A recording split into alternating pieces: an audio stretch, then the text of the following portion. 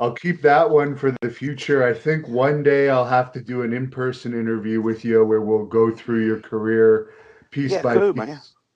But today I'm just going to be kind of all over the place. A lot of Well, fans. understand me on my answering when I do answer it, but I'm like a rubber ball. I bounce around like a son of a bitch. Okay. All right. Well, to jump into it, I'm going to be asking mostly fan questions, and Joe Okay. wanted to hear about your feud with Ric Flair, and is it true that you once turned down the chance of being NWA World Champion? Yeah, man, cool. You know what? At that time, I felt like I was one of the luckiest guys in the world to be able. And the way this got started, that was when they was grooming Magnum TA to be to work in Ego with Flair. I guess to put for them to have the feud over the belt. But then Magnum had a car wreck and paralyzed him, broke his neck. And then I was there. Robert was hurt for a little while, and I was doing some single matches, and Flair seen me. But Flair knew me anyway. I worked with Flair many times, and just something clicked right along with that. To have the opportunity, and to me, I tell you, to me, Ric Flair is the greatest. He was the greatest NWA World Heavyweight Champion. Matter of fact, I think he's the best in the in the. Excuse me, easy for you to say, but I think he was the best heavyweight champion, one of the best workers ever in this business. And the reason why is when Rick stepped in the ring, I don't care where he was at, what kind of mood he was in, or how he always gave the fans some money's worth. When I first started my angle with Flair, uh, we was on bicycle tapes, and I don't know if the fans understand what a bicycle tape is. That's when it shows one town at a week all over the territory, and sometimes you're 3 weeks behind on the tapes. So by the time the people see this, when Flair and I arrived at the town, we started it off with 17 days straight in a row, hour time limit matches. And if you're one of the boys in the business, you call it Broadway. Uh, that was twice on Saturday and twice on Sunday, not including wrestling on TBS early in the morning because we filmed it. You come on at 6:05, but we filmed it like 7 o'clock in the morning every Saturday morning. But the greatest opportunity to work with Rick, and there are some things. Rick and I broke attendance records all over the place, and it's what, and that's what our business is about. It's about ratings and about putting asses in seats, and that's something that Rick and I did because the business was different then. It was sacred. Uh, Nobody knew what the finishes were going to be a week ahead of time of the matches. We believed in kayfabe, and yes, I had the opportunity. But first of all, you had to understand the politics in the wrestling business. Robert and I were having great runs with the Midnight Express, the Four Horsemen, all of them. But you got to understand, dude, when you're over like that, the office, they couldn't grab that hold on you, grab you by the nuts and squeeze them. I wouldn't let them. They wanted to, they come to me, and I beat Flair. I beat him in Richmond, Virginia for the World Heavyweight title. But they brought me to back and told me they had to break me and Robert up of the Rock and Roll Express. And to make it blunt and give it, I handed it back to them and told them I didn't want it. That Robert and I started the Rock and Roll Express. Dude, see, we wasn't known for just coming into territories. Robert and I, dude, we went into territories when they were rock bottom, and we blew the roofs off of them. We call it popping territories. Yeah. And that's what Robert and I did. And don't get me wrong, A lot of people claimed that they were the best, but they'd come in when the territory was hot. Robert and I would go into the territories when they were drawing 100 people. And that's just the way it was. It's what got us over, and that's what got it. But they couldn't control me. I wouldn't let them control me and that's what's wrong with me. What happened to me in the business today, dude? I stood up for the boys. Might have been wrong. It might have hurt me in the long run, which it did hurt me in the long run. But I stood up for the boys, and I always did. Now, for Ric Flair, I guess because you were usually facing against each other, you weren't partying with him too much. Well, we kayfabe back then. But don't get me wrong, dude. We still, we were on the road every night. And the only thing bad about then, old man, is because you didn't have all the people in the office and everybody that was working for them. Hell, what not? We'd be in Miami. Next night, you'd be in Los Angeles. Next night, Portland, Oregon, then back to New York City. Nowadays they have people in the office that work a certain, where you're town by town by town. They go around. It was something new. We just started something new nationwide on TV. Dude, I had a lot of good times with Flair. I don't think I didn't. Man, you got to understand this, and I'm serious. They were showing, Robert and I did these videos out of Memphis, Tennessee, that we played second fiddle to the Fabulous Ones. Then, they were some promoters tag team. He didn't want us over them. So Robert and I went out on our own, and buddy, when we did, we pumped territories with these videos we did, like MTV's first time people seen this in the territories, and it's the first time they seen young baby faces. You got to understand, most of the territories are owned by baby faces, and they were 300 pounds, 6'7". We when we went into the territory, man, we was the young baby faces, and wow, we were rock stars. That's what I'm trying to say. I've been with Ric Flair and Hard Rock Cafe, New York City. Chuck Berry on the stage, sitting there. I seen Rick. We was with two chicks, and he paid $2,500 a chair for us to sit up front to watch Chuck Berry in the Hard Rock Cafe. But he bought them from the people that was sitting there. So as soon as he walked in, Chuck Berry recognized us and put us on stage with him. And then I turned around, and Dan Aykroyd was sitting right beside me too, watching Chuck. But that's how over we were off at TV, man. It's all around the world. Had some great times partying with Ric Flair, dude. And you mentioned Memphis. You had a little angle with Macho Man there where he pile drove you through a table.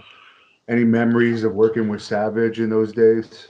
Oh, God, I worked with Savage in other territories for Nick Gullis.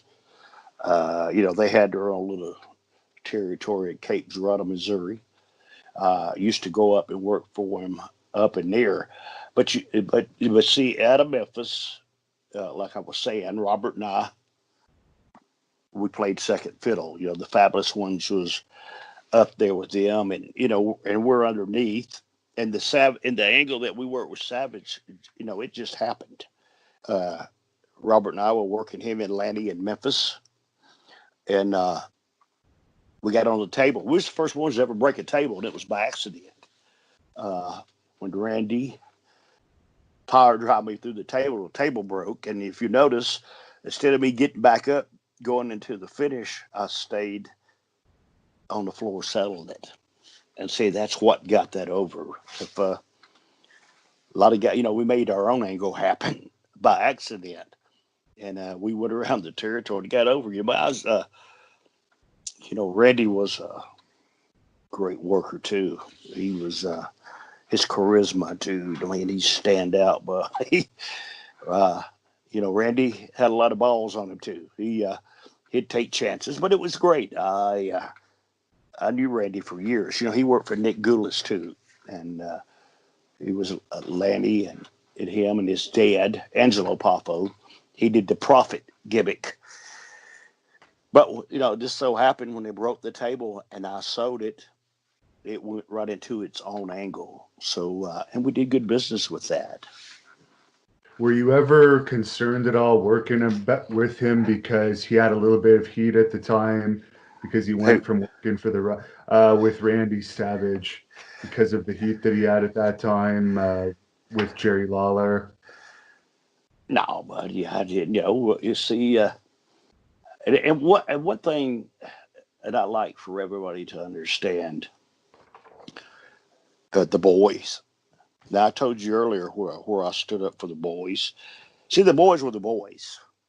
Uh, I didn't worry. I mean, I don't know. See, because even though he had heat with Lawler, he was working the territory, so they must have worked something out.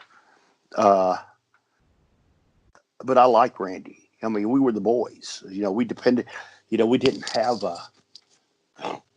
these guaranteed checks you got every week on contracts. I never had one. Matter of fact, you got paid by how many asses you put in the seats, and we had, especially when you having a good run, and you made the angle yourself work. I did, we were making a little money. So whatever went on with him and Lawler, that was their problem. I didn't, that didn't concern me. I didn't stick my nose in other people's businesses Right. like that, and to be on the road. See, we worked every night together, guys, and you don't have time for shit like that. To me, I don't. I didn't. It's even right now, even having heat with the boys. I mean, don't get me wrong. I never hated no one. Maybe I did a lot of things to try to make some money, different wise, and I stood up for the boys. But then when those boys got in charge, they didn't understand what the business was about, and they only took care of a few or only their self. Now, I just liked them for doing that, but I don't hate them. Hell, they smarter than I was. They got millions and millions. I don't. Okay. And how did you get along with Jerry Jarrett? Well, I started there. I started for a little promoter named Nick Goulas, out of Nashville, Tennessee. That my dad was a referee for Jerry Jarrett. And I've been in the business all my life. I knew how, but when I went to work for him, but understand when you go into a territory, I try to tell guys. I don't know. Did you work Hannibal? Yes, for Okay. a while, yeah. Yeah. I mean, did you work territories or did you work for big companies? Basically Puerto Rico, England, basically Okay. Yeah. territories. Yeah. We'll see. And now you understand. I mean, if you work for Carlos in Puerto Rico, you wasn't going to get over Carlos. You understand what I'm saying? Yeah. Especially if you was a baby face. In Memphis, Jerry Jarrett was a booker. He wasn't wrestling at the time, but Jerry Lawler and Bill Dundee were the two top baby faces. I seen a lot of people come in there and try to buck them, and they didn't last the territory too long. And this is and the reason I asked you that earlier, I'm bouncing, dude, That's is fine. because people, I wish the territories had come back. But see, the territories are not good for the boys. It's only good for the owner. Take for instance, and I tell you this right here. This so happened. And our business has been at the right place at the right time. But you asked me about Jerry Jarrett. I got along great with Jerry Jarrett. I just wasn't his boys. You understand me? Yes. He invented the Fabulous Ones. They were the tag team. Jerry Lawler invented Robert and I, but we were second fiddle to the Fabulous Ones. You hear me? And the Yeah. reason why, because they were going to go opposition, and maybe later on this interview we get into that. But we weren't going to get over the Fabulous Ones, no matter what. But to tell you about territories, Bill Watts run Mid South, and he was the top baby face, and he didn't like small workers because he was a big guy. You was a small heel, you didn't work there. I mean, you didn't. You had to be big. And for instance, when we went into Louisiana, I think Abdullah the Butcher, if I recall, he was the top babyface. And the reason he was the top babyface is because Bill Watts was the top babyface, and he just had his blow off with Abdullah, where Abdullah was the top heel, and he beat Abdullah. So their angle's over. Now they got to get a new heel to come in. So the new heel comes in, and he beats everybody in the territory. Then he shoots an angle with Abdullah, because Abdullah's the top babyface, and then that heel beats Abdullah. Then Bill Watts wrestles the top heel. You see what I'm saying? Yeah. That's the way territories worked. If you were a good heel, you'd go into the territory and you'd have a good run, make money with the top babyface that owned the territory, or the top, or the booker that pushed himself as the top babyface. And you know what I'm talking about when you see stuff like that right there. But as getting along with Jerry, man, Memphis territory was the greatest place in the world to learn the business. You had some of the greatest workers in the business that come through there, and that really started there. At that time, you worked every night. You had shows, spot shows and house shows. Especially Memphis. Memphis is every Monday night. Louisville, Kentucky, every Tuesday. Evansville, Indiana was either territory. Then your spot shows, live TV. Nashville, Jonesboro every Saturday night. So when you was in a territory, you worked every night and you learned this business. And I watched, even when I went to NWA and met Dusty, dude, I watched everything these guys did. Everything, how to draw money, what puts asses in seats and what don't put asses in seats. So as for me getting along with Jerry Jarrett, I got along with him great, still do. I learned a lot from him. Sometimes it's hard to believe. And see, Jerry Jarrett in his day, he was a. Don't get me wrong, he wasn't one of the top workers in the world, but he was a baby face. And if guys would understand this, excuse me, being a baby face, what gets you over is selling. And I learned that from Jerry Jarrett about selling. Selling's what gets you over. You know, uh, you watch the independence of some of the shittiest stuff you ever seen in your life. But everybody can leapfrog, drop down, and drop kick, and do a moonsault because you see 1,000 of them every show. Uh, but there's only a few that know how to work, and that's the part of our business that's lost now. But it's still there. I have people ask me all the time about, do you think wrestling will ever come back? Wrestling's never dead. Wrestling's entertainment. Now everybody knows it's entertainment. But when they learn how to go back to the old days and keep the entry, see, nowadays, me, especially me being in a business home, when I watch TV, I can tell you what they're going to do. And I'm not even follow the match. I know what's going to happen on the finish. I know where it's leading to. I know where it's going. But when you guys, great baby faces, learn how to tell those stories uh, to keep the people going. But to answer your question, I got along great with Jerry Jarrett. And for Mid South, where you were just talking about, how did you find the travel? Because I heard that was pretty brutal travel. Yeah, every territory was brutal back then. It was just long. Only thing wrong about the Mid South there, you only had one interstate, and it went east and west. That was Interstate 10. Now it's not like that. But you had long trips. I mean, your trips were 350 miles, but most of them were just two-lane highways. Uh, and then every other weekend, you flew to Oklahoma City. You did a double shot then on that Sunday. You was at Oklahoma City afternoon and Tulsa that night, but you flew that show.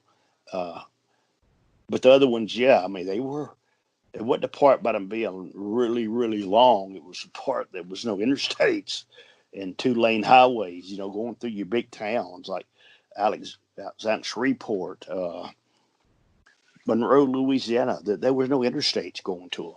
All two-lane. You go through 100. 100 little towns, man. Jeez. It's but the travel, it was hard, but the territory was great. I had a lot of fun there. Young in the business and getting the push that Bill Watts gave us. Man, we it was something different at that time, and Bill finally learned too. Bill Watts. If you read his book, he had his territory for 10 years, and the 2 years that Robert and he made more money in those 2 years than he did put together in the 8 years that he run the territory. So you got along well with him, I imagine. Well, I was this candy kid, but wasn't that? I treat people the way they treat me, and understand me. If you own a business, if you have a job that you work 8 hours a day, and it's from 7 to 3 or 7 to 4. Okay, they expect you to be there at 7 and time clock. See, that's all. It's only things that Bill Watts asked you. And let me tell you, he asked you to be there an hour before the show. And then after a while, especially when we did our angles with the Midnight Express, we had riots every night. And then he made nobody could leave the building till the shows were over because, the marks hitting the ring. And golly, I watched Jimmy Cornette get his ass whooped. Really, I watched him learn how to fight because he got his ass whooped so many times he got tired of it. But that was the whole thing of the territory. I got along with you guys great, and I still do. Bill, but like I was saying, Bill, at any job, you got to clock in at 7, so don't be late. If you get late, you get docked, and that's the same thing that Bill Watts did. And Bill Watts, Robert and I were the only two that could wear blue jeans, but they had to have a crease in them because he made you dress the part of who you were. So I mean, he didn't ask that much from you, so he wasn't that really hard ass. He ran a mall. He ran a business, and when you're the boss man, you can run your business any way you want to. Were you working for Mid South when Sting had his incident with Dick Slater there? Yes, I was. I wouldn't. I just came in. Me and Flair were, I'd been there, but I was having my run with Flair, and the Bill Watts territory was still open. I know that I really don't know what happened because it was all because me and Flair were in the back in the bathroom, and Steen come in to put his makeup on. Then here comes Slater in, and it was bop bop bop, and that was all. And I'm getting back to the point. I didn't. I'm one of the boys. That was none of my business. I didn't know what was happening. Uh, Now Dick Slater was a tough son of a bitch. You hear me? Not to be a shooter or that. He was just a tough ass. Right. Now, you mentioned riot situations. You were a baby face, but most of your career. But what was the scariest riot situation you've been involved with? Got dude. I remember one time Nikolai Volkov. They had the gimmick where he put the rope around my neck and threw me over the top rope, and I'm hanging. But I wasn't scared for myself. I was scared for them because I seen a guy come running with a knife, and I screamed at Nikolai Volkov, and the guy went right down with the knife. I'm gonna tell you how precise this cut was. It hit the side of his boot and went all the way down past the ankle. And when Nikolai stepped out, he stepped out of his boot. But I seen a lot of them like that. I seen Dennis Condredge, a guy hit the ring with a knife, and cut Dennis. Uh, Guys, it was a different time and different place, and every night was like that. Not only fearing for ourselves, but the crowd, because man, people would throw. You work Puerto Rico. Gosh, man, I don't know the time I was there, man. I remember Robert and I were wrestling Bobby Jagger's Daddy Crawford. in a match, and I'm looking for the referee, and I couldn't. And I look, he's outside the ring. Somebody hit him in the head with a brick, and he was doing convulsions. It's and then it's the part about the fans because people throw stuff. They throw batteries. Jimmy Cornette had more heat due to the eye of the stove. Gosh, money. People hated him. Uh, Many times on the finishes, especially using the tennis racket, I'd take the bump and open that one eye. I'd watch them fight and fight their ass off. Baton Rouge one night out, and we were lucky. For just some reason, I told Robert we had a hell of a crowd too, and we was the last. And it's when you're on last when they let the crowd out. I says, as soon as the match is over, let's meet you. Or my car is parked outside the door of the dressing room. Let's run and get in our car to leave our stuff on and go home because we was on the road all the time. It's like an hour and a half from Baton Rouge back to Alexandria where we lived at. That way you get there quick, get home, spend a few more hours with them. But we had, we had a riot. God Almighty. And they was everywhere, but boom, I rode out the ring, and me and Robert just shot out the back door. But the police come in and arrested everybody, even Ernie Ladd. they arrested everybody for inciting a riot. You know what I'm saying? Yeah. But Robert and I's ass was out of there. It was like that a lot of times, man. And don't get me wrong, I'm not saying that Jimmy Cornette was a tough guy, but I watched him. I guess when you get your ass whooped so many times, you're going to fight back. Yeah. So, and that happened here. There was a bunch of fans that wanted me to ask you what you think of Jim Cornette these days, and I know you have a good relationship with AEW. Some of his opinions that he gives. You know what, dude? You live in Canada. Yeah. Yeah, but here in the United States, a lot of people died to have the freedom of speech. And don't get me wrong, I don't agree with Jimmy Cornette on a lot of things. But my opinion's like my ass. Everybody's got one. Jimmy can talk.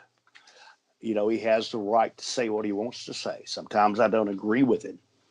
But I don't hate him. You understand? I get along with Cornette. I talked to him last week about something he called me. But you see, that's the part about stirring up shit in our business. One time I did the greatest thing in the world. I was the first one to do it. I had a shoot interview on Kevin Nash. But it wasn't the part about me talking about Kevin. I hated him. I knew nobody had done this before. And you see, it's always that little bit of doubt. That's what keeps the wrestling fans coming back, that little bit of doubt. And it worked. Beat Kevin. We worked a match off that. We drew one of the biggest independent houses ever. It's like a $76,000 gate that me and him did. So, but to go back to what I'm talking about, Jimmy Cornette. Another thing is Jimmy Cornette gets paid a lot of money for his podcast to speak his opinions like that. But it don't bother me. And if it bothers anybody else, it's me. It goes through one ear, not the other ear. I'm sorry, but that's the way I feel about that. I really don't give a shit what he says about anybody. I don't really. And if anybody takes it to heart and they're mad about it, smarten up. Shit, who gives a shit? I'm going to guess he's the favorite manager that you worked with over the years. Oh, no, buddy, I made a lot of money with it. We made, and I tell you this, us in the Midnight Express, dude, we made history in this wrestling business, in my opinion. In 1985 and 1986, 87, Robert and I think we were the greatest tag team in the world. If you don't believe me, just ask me. I'm just kidding. But what I'm trying to say is, man, we drew money. Robert and I didn't go into territories when it was already hot. We went into them and popped them. Not only did Louisiana, Memphis, but we'd go down. Eddie Graham, he ran Florida at the time. Robert and I would go in there. God, man, he'd sell out houses. Out to Kansas City, sell out houses. We wouldn't work the territory, but we'd go in there. We were just over. And to get back, hell, what was the question you asked me? I've told you I'm like a If damn ball bouncing around. if Jim Cornette was your favorite Oh, heel, yeah. Now, to get back to, I mean, I made a lot of money with him, and we made history together. Then the Midnight Express versus the Rock and Roll Express, the Expresses versus the Expresses. But God, there's a lot of great managers. Sir Oliver Humperdinck, God, I love it. He was great. Paul Jones, Skandar Akbar. We made a lot of money with all these guys with different teams. I remember in the early days, Don Carson. Do you remember Don Carson? He was he was a great worker he became a manager later on in his years. But Jimmy, with his mouth, he had more heat than any manager I ever seen. God, man, you to explain it to you, I can't. To explain to you the way things worked back then, you had to be a part of it. You had to understand it because everything we did meant something. Dennis Condrey and Bobby Eaton. Bobby Eaton, and Dennis was the leader of the pack. He had the more experience, and Bobby was. These guys were such great workers, and they knew how to get heat, and they knew how to keep it. As me working on the independent shows, yeah, but I'm 64 years old, and I still work all the time. and But to go on and try to explain to some of these guys, you have your independent show and they have a great match, and the heel will fuck the baby face, but then the heel will get right on the microphone and kill himself off. And I'm trying to tell them, I said, don't do that. And they look at me like I got a turd on my head. That's the whole point of being a heel. You got to cheat. You're the baby face outsmarts you. The heel, you got to cheat to get him down. And at the end of the match, the heel's got to screw you to win the match. But then when you stay out there and you get on the microphone, you kill yourself off. A lot of guys don't understand that kind of stuff. In our business, is a knowledge of a knowing when to go, when to get out of there, and understanding our business. I was at a part of time in the business, and with Jimmy Cornette, you're talking about him. Before I knew Jimmy, before he got in the wrestling business, he started in Memphis. And the same thing, I remember when he was a pitcher guy. He took pictures around the ring, sliding back and forth on knee pads. It was the craziest thing in the world. And I remember Jerry Jarrett told him, he said, Jimmy, if you can get enough heat with the crowd, as you did the boys, he goes, we're going to make $1 million. And boy, did he ever. He knew how to talk. He knew how to pinch that nerve. And like me, I knew how to take care of him. When you're wrestling and you go back and watch our matches, unless it was a blow off I never even got close to Jimmy Cornette because as me being the baby face, if I touch him, it takes the heat off of him. And right. you see, guys don't understand shit like that. They always want, they get that pop. I got to get my shit in. Let me get my shit in. And none of it means nothing. And the bigger companies I watch today, dude, this is what I do.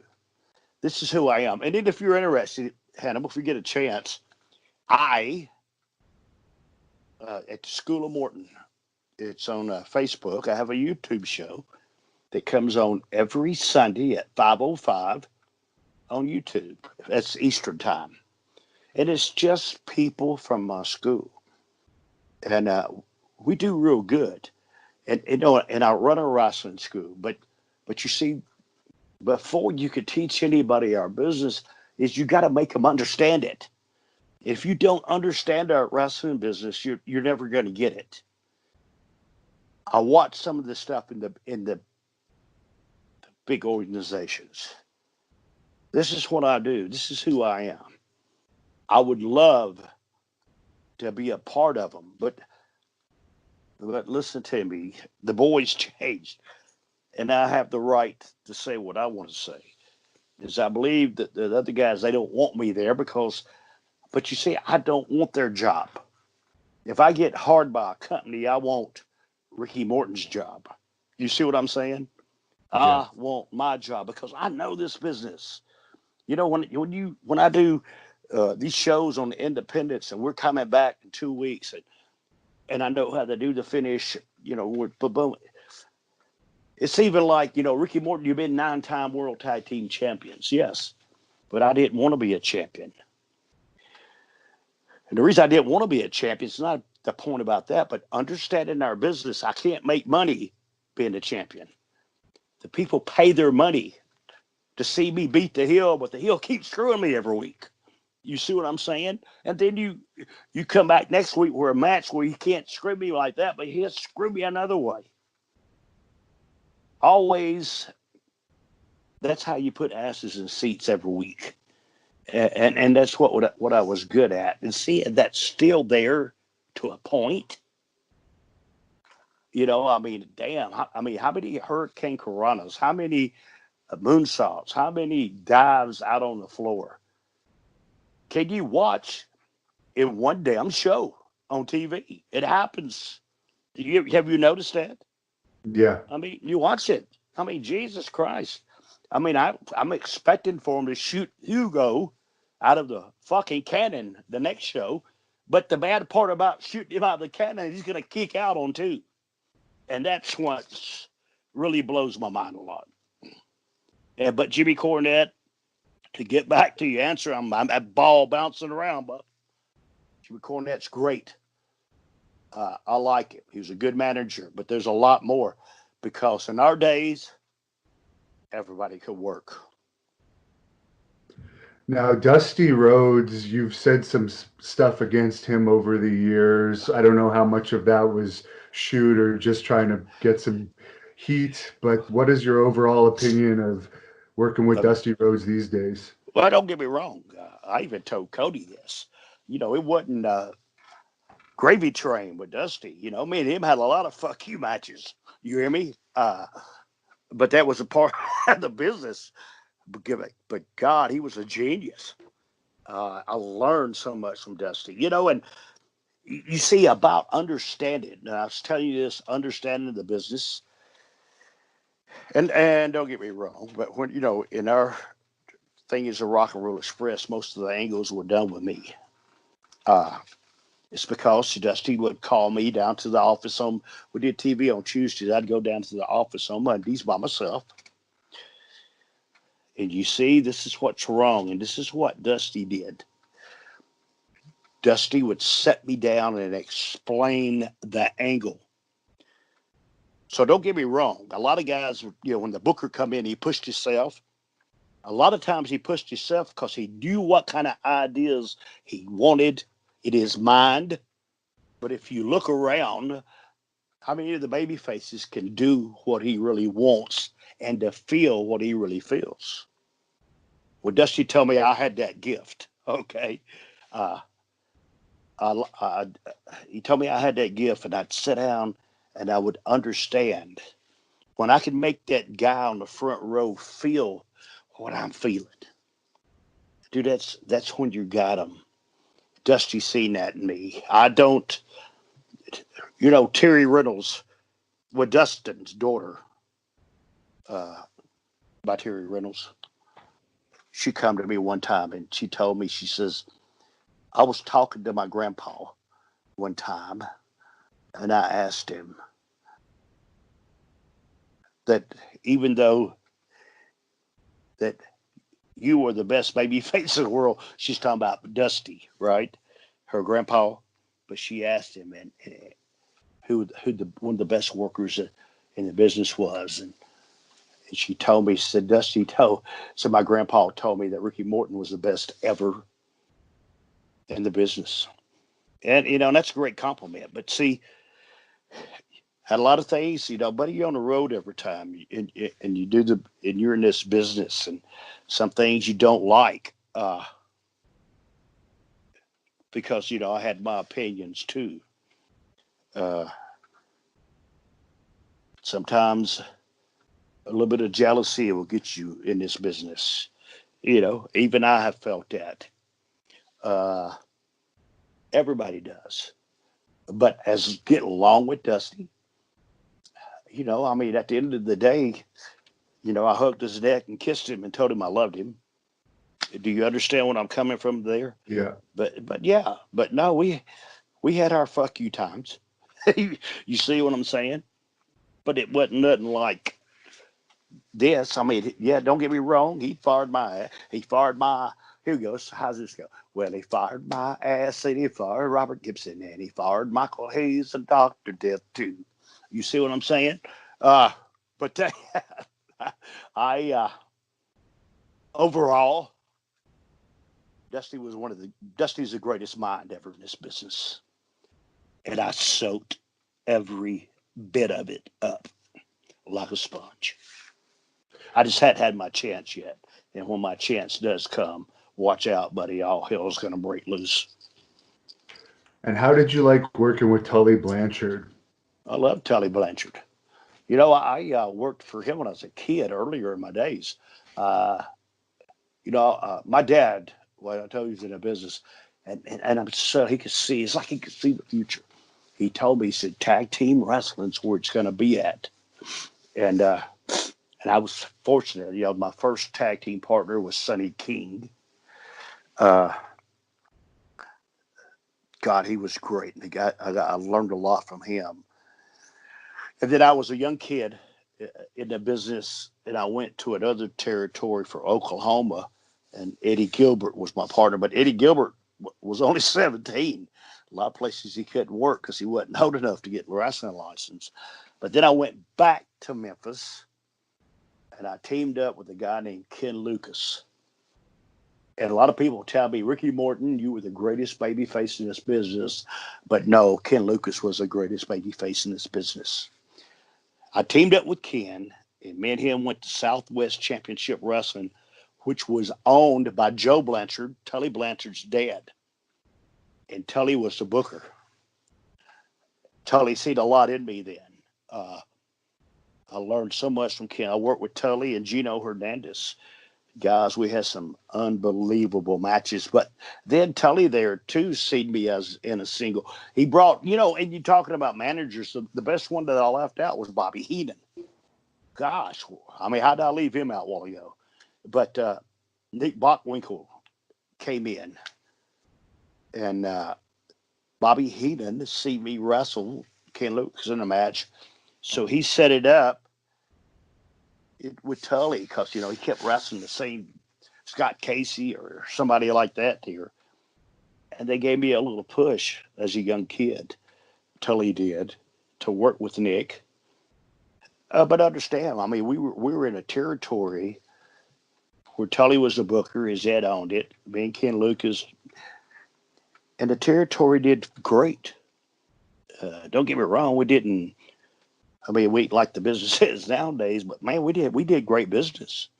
So, as a Tully, I, as business wise, and as friendships, I see him every now and then. I know his daughter real good, Tessa. I don't know why somebody hadn't signed her for a couple of $1 million a year. She's unbelievable. But, she learned from her dad. Tully had he's got a great mind for the business. I don't know if you know this or not. Tully he played football at West Texas State. That's where a lot of the boys played from. I don't know if you know this or not, but Tully was quarterback there in college. He was a true athlete, man. I'm not bullshitting you. I tell you the best thing, if you ever see Tully again, you ought to pass football with him. Because, man, he'll throw a football and knock your ass down with it. I ain't never seen somebody throw a football so hard in my life. But knowing Tully, did a lot of business with Tully, made a lot of money with Tully. He was a big part of the Four Horsemen. And his interviews, gosh, great. Could you tell the story about you saw him on this religious show, and he kind of Oh, I got. knew you was going to ask me that. But you know what? That happened another time too. You know, especially when you especially when you don't want to be noticed. You know what I'm saying? That was with Tully. He was turning religious at the time, and my first wife. Oh, we got a divorce after that. But you know, that's the way it was, dude. I was in a business that I had the world ahead of me. But she was turning religious. And she said, Tully Blanchard's going to be on the 700 Club tonight. And let's watch it. Lord and behold, here comes Tully out there. And it's not me and the boys. It's me and Ricky Morton. Ounces of cocaine, women every night, blah, blah, blah, blah. And I actually watched horns grow out of my wife's head at that time. I just did a forward flip right out in the middle of the road and just laid there. She dropped the elbow, covered me 1, 2, 3. It was over with. I was gone. But you know, and another time, dude, it's just your name being a part of something. And hell, I don't do that. You know, it's a lot. Let me tell you, dude, I partied a lot in my life, but I was never with a girl that didn't want to be with me, never underage, never messed around with any of the boys' girlfriends or their wives, even after they broke up with them. That wasn't, I'm one of the boys, I'm one of the true boys. No, stayed away from them and understand that that's the way I did. That's the way I did things. But now here I am with a guy that makes he's a cripple boy. And he's making my DVDs for me. And he usually goes with me and helps me sell them. And I called him. I says, will you, he says, oh, I got to go out of town to do something. I said, all right, I'll meet you. But I never heard from him for like a week or two. And I'm watching. Remember did y'all get the show there called The Predator? Oh, To Catch a Predator, yeah. Yeah, To Catch a Predator. Yeah. I'm watching this on TV. And the reason that got me to watch it is because they got a guy called the Wrestling Dude. And I said, the Wrestling Dude? I'm going to say, you know, it caught my eye. So I'm watching this. And all of a sudden, I look at it's Dustin. And he's reading off all this shit that he told this girl. And the girl ain't but like 12 years old. And I got it. And my daughters were young at that time. And I said, God, I'd have killed this son of a bitch if he'd have done that to my kids. You understand me? But then they kept calling. And the guy, holy shit, man. I watched TV and he asked this guy, he goes, why do you call yourself the Wrestling Dude? You know, because he's crippled. He goes, oh, I work for Ricky Morton of the Rock and Roll Express. Hey, I almost shit on myself. Well, you son of a bitch, shut up. You don't work for me. And you just make DVDs for me. It was, you know, after you think about it, it's funny as hell. Yeah. But it wasn't at the time. And it's right now the thing with Tully. At the time it wasn't, but now it's funny. Who gives a shit? You know, I don't I hate him for it because the marriage wouldn't have lasted anyway. You know, I've been happily married a bunch of times. You know, no, I'm lying to you. I've been after that.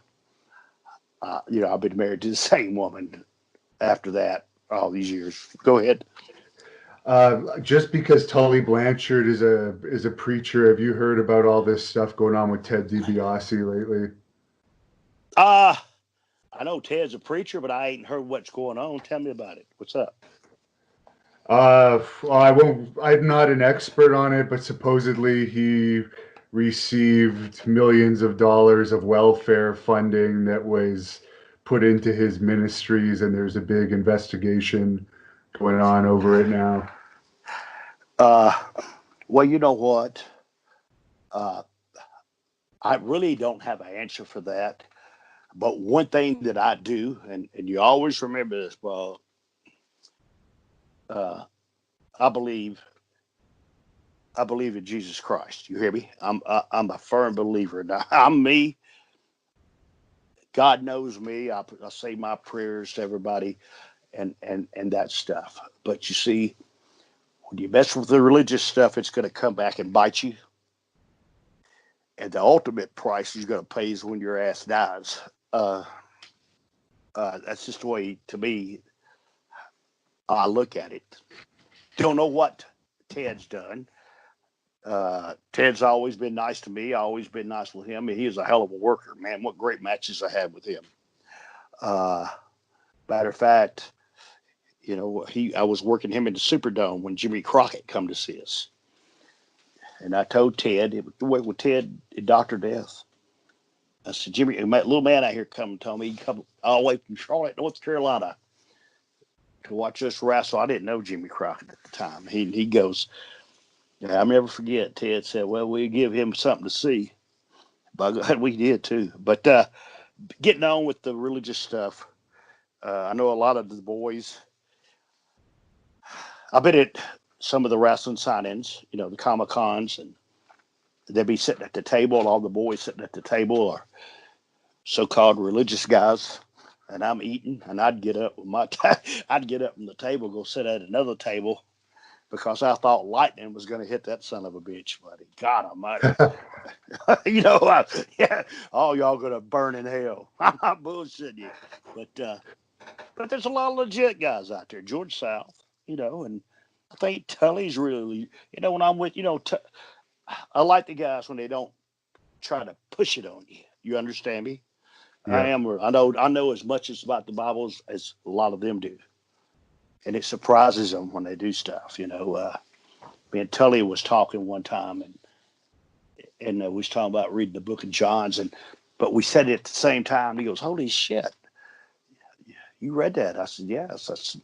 To me, it's the most chapter in the Bible.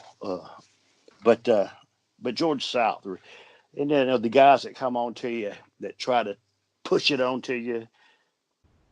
No, get away from me, man. I don't want to listen to you. You, that's not my thing. But go ahead, man. Yeah, I got carried away there for a second. There was a fan named Rick Brooks. He wanted to know if you had any experiences with Mad Dog Buzz Sawyer over the years. Oh, I knew Buzz. Never had no experience with him. I watched him and Tommy Rich just beat the living piss out of each other for a couple of years. Uh, that's another underrated. I know that we're talking about Bud Sawyer, but Tommy Rich, what an underrated wrestler after the years. In his time, he was the first Hulk Hogan, uh, first Steve Austin, the first Rock. And a lot of people don't even understand that. But you see, he had talent to work with him like Buzz Sawyer. Buzz Sawyer was an unbelievable heel. Uh, he'd party all night. He shouldn't. He'd party all night. I tell you what, I seen Buzz Sawyer do one time. Uh, Me and Robert were coming from it. We were going to Tupelo, Mississippi, back to Memphis to do TV, and Buzz Sawyer was in the territory doing something. And Robert, he chewed Copenhagen, and he'd spit it in the beer bottle. And Buzz Sawyer seen that, and Buzz says, "Man, what is that stuff right there?" He says, and Robert told him, but he thought Robert was drinking a beer out of the beer bottle, instead of spitting it in there. So he Yeah. put some in his mouth, and hell, he didn't know you're supposed to spit it out. He's drinking beer with it. He on about 10 miles. He says, I pull this GD car over. I pulled it over. It's pouring down raining. I pulled over. He jumped out and he threw up like a son of a gun. And where it was raining, there was water about a foot deep, and he laid off in that water. And I told him, I said, Buzz, get up out of that water. He says, hell no, it feels good. He was the sickest son of a bitch I've ever seen in my life. Man, that next day at TV, he told me, I turned purple. Yeah, are you a chewer?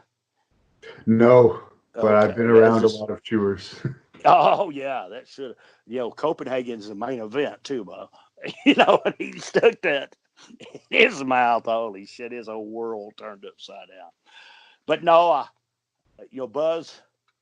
At that time when Buzz was in Atlanta and stuff, I was working, the Texas territories, the Kansas City territories, uh, Oklahoma territories before Bill Watts. That's when Leroy McGurk had it. So, but I knew Buzz, knew his brother too. How did you get along with Ole Anderson in Atlanta? Ole Anderson. Ole Anderson was another guy that didn't like small guys. We were over. We worked with the Midnight Express, and we shot that angle with the Four Horsemen. And to tell you the truth, now everybody's going on vacation. Jimmy Crockett's paying for the boys to go where they want to, but we got to work that week, and they called it the Rock and Roll Super Summer Sizzling Tour, and it was the angle off of where they run my face. We were wrestling Ole and Arn. Yeah. Okay, now we're at spot shows for the first week, but the spot shows that only do 300 people. Man, we go out on football fields doing. And I'm serious. I'm not just trying to pat myself on the back, but man, we're doing 20,000 people on football fields. And he'd tell me, he'd go, God, I don't know how this angle here is growing. I don't understand it. I don't know. Bob. So finally, we get to the serious stuff. Hampton, Virginia. The big Coliseum that, the bicycle tape just showed, boom. And we're wrestling Ole and Arn. And they're in the ring, naturally being Robert hit the ring, boom, you know what I'm saying? But I got Ole in the corner. And I guess he thinks, since I'm a young kid, this is my first rodeo. I done hit him 750 times. You see what I'm saying? And he's just rocking on the top rope. So finally, I just stopped and I looked at him right in the eyes. I turned around, I walked back to the middle of the ring, and I just took a big old bump.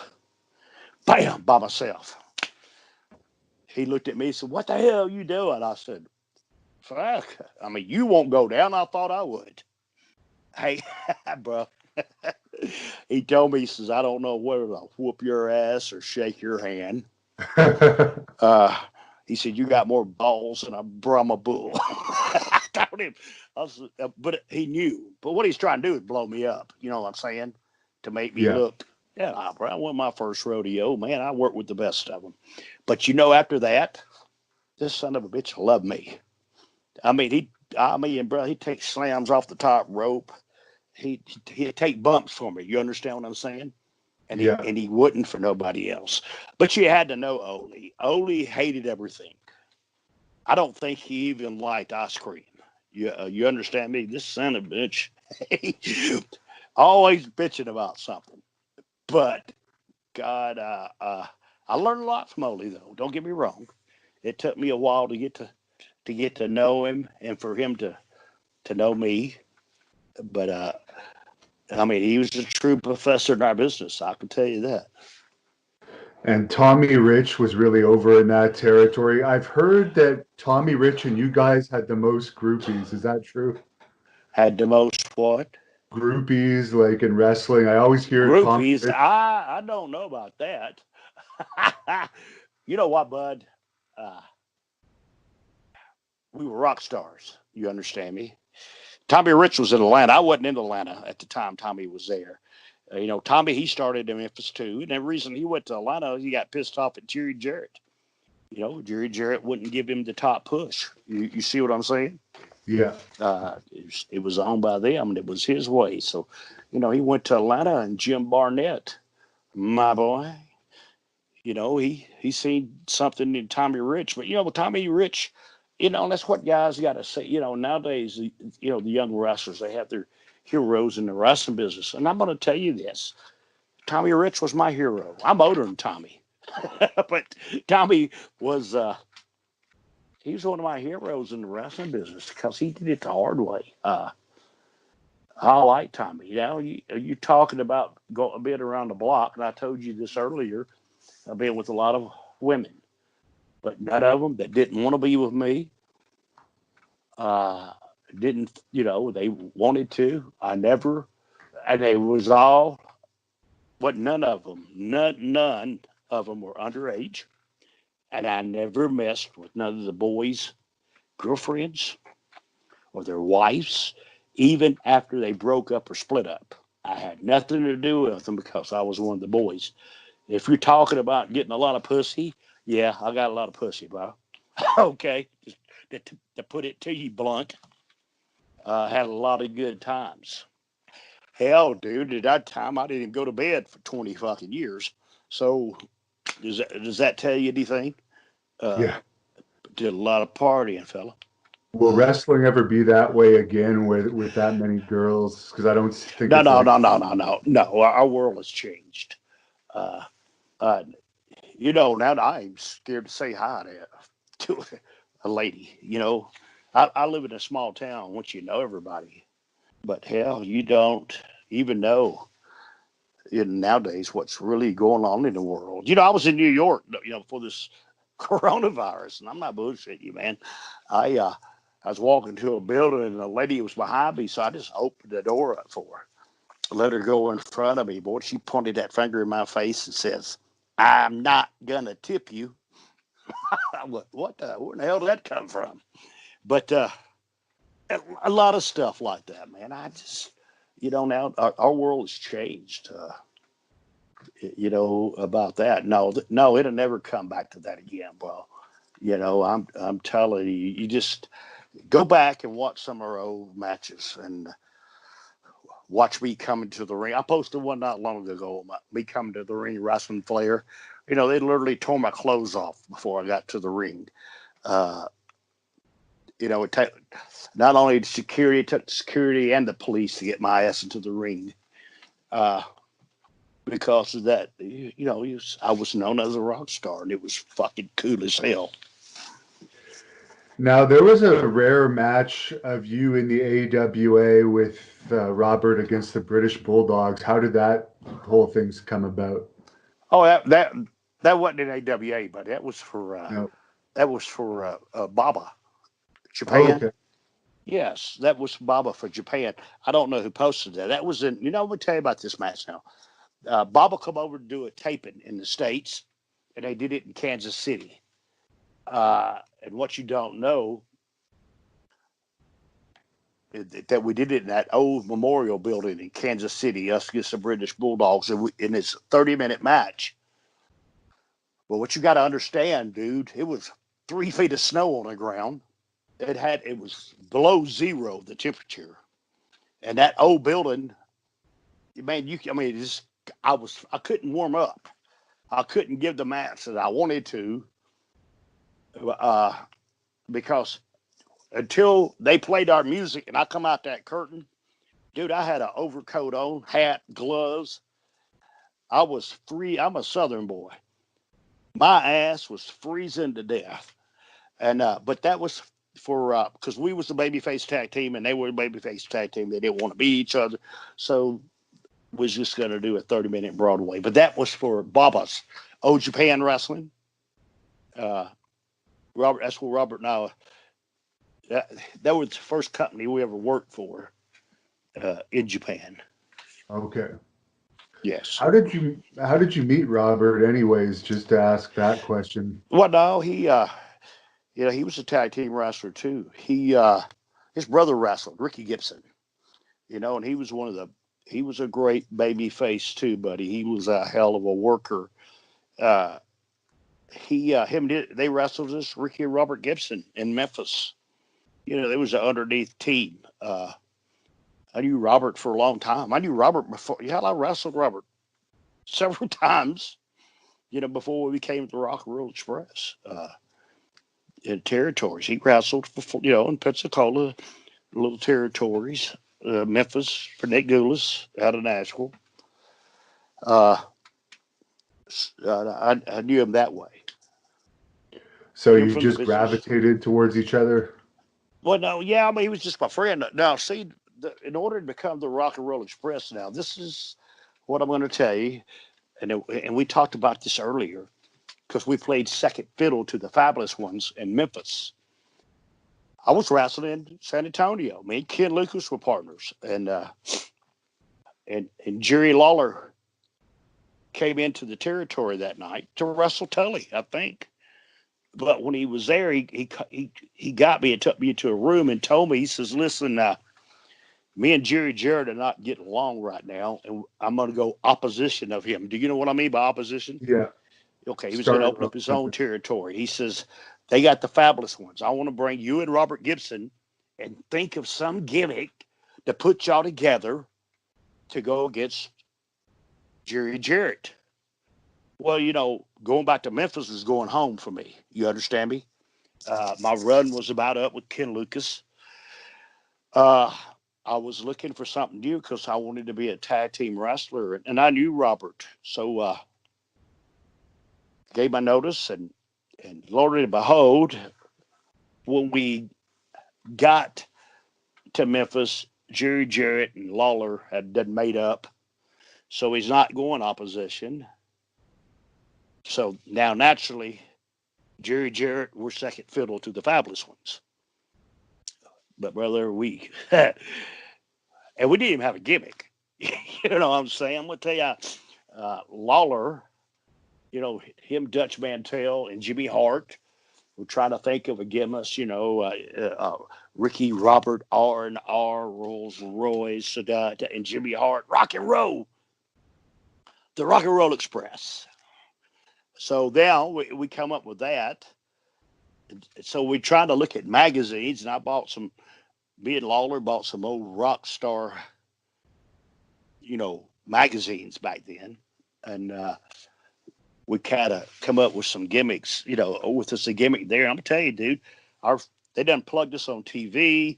We're gonna be at the Mid South Coliseum. For some reason, we did TV on that Saturday, which we did every Saturday, but Memphis was on Sunday afternoon. But they usually do Memphis. I think they had a basketball game gonna be there on that Monday night, and uh, so they had the wrestling on Sunday. And hell, dude, at 12 o'clock, I met Lawler at the Coliseum. They had a flea market out back of the Coliseum, big old flea market. And we went over there and bought our gimmicks, feathers, bandanas. Oh, y'all see this shit. I was embarrassed. Me and Robert both were embarrassed as hell to go. We never did nothing like this. We got shit all over us.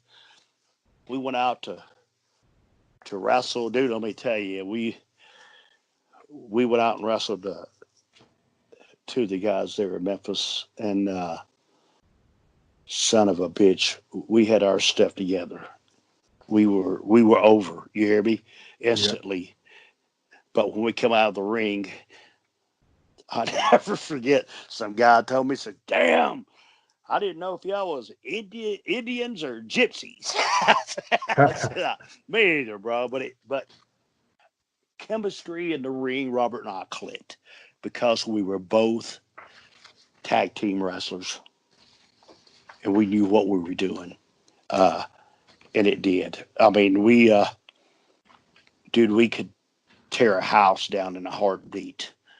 And and chemistry, it fell together. We did a lot of good shit, man. A lot of good stuff. Did WWE ever reach out to you in the 80s when you guys Not were? really. No, no, no. The only reason we was there was WWF. Uh, First of all, the first thing we did was we worked that angle with Smoky Mountain with Tom Pritchard and Jimmy Del Rey because they were going to WWF. And the Smoky Mountain, they worked a gimmick where they would now wrestle them on their pay-per-view. We wrestled Jimmy Del Rey and Tom Pritchard. And then after Smoky Mountain closed down, and that's just the reason I like Jimmy Cornette. You see, and he's even though you might not agree with him, but he took care of us. We didn't have no job, Right. so he taught Vince and bringing us in as the NWA, versus the WWF. You see what I'm saying, bro? It was me, Barry Windham, and Robert, and I think Jeff Jarrett. Uh, and but you see, it was so much going on at WWF, we was just lost in the shuffle. But one thing about it, we didn't have signed paper contract, but just being there, they paid us so much a week until that ran out. You ever heard that story? Rock and roll's here to stay or until the money runs out. But that was part of what we did, Bo. How was the dressing room in WWF compared to WCW and NWA? Oh, but it's about the same because you have your people that are on top. WCW. Uh, you know, you had your superstars that thought they were superstars that didn't have a clue. They bankrupt the fucking company, paid themselves. Some of these guys walked to their mailbox every week and got a check for 80 fucking grand.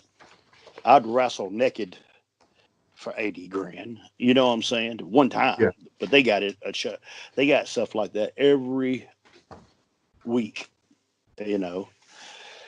But it's a totally different thing. Our days, the boys took care of each other. But you got to see it. But back in the NWA days, we came fake. You didn't sit down and go over your matches.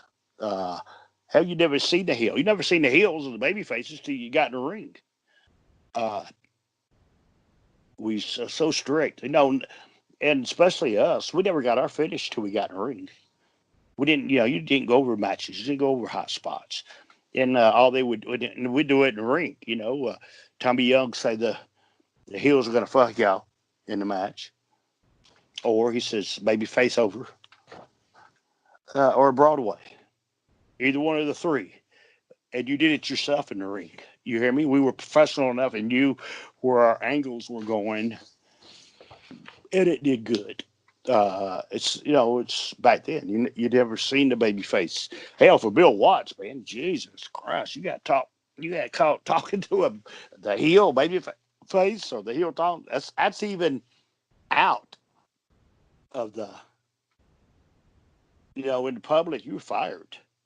I never forget this right here. This really blew my mind. I knew Johnny Walker wrestling too for years. I've known him for years. But I never seen him with his mask off. And I'm not bullshitting you.